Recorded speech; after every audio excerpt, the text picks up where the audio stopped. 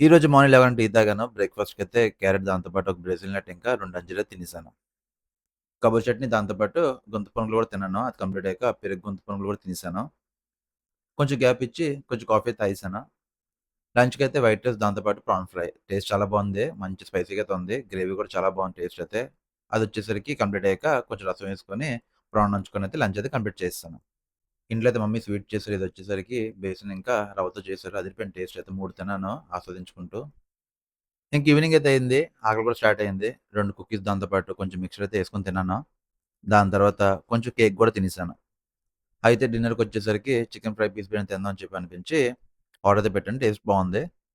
అందులో వచ్చేసరికి కొంచెం రైతా కలుపుకొని తినండి. టేస్ట్ ఇంకా బావుంది. అయితే ప్రాన్ ఫ్రై కూడా కలుపుకొని తినండి. టేస్ట్ పెద్దగా నప్పలేదు బిర్యానీతో పాటు. అదయ్యాక రసం కూడా యేసుకొని ప్రాన్ నంచుకొని డిన్నర్ అయితే కంప్లీట్ చేసేసాను.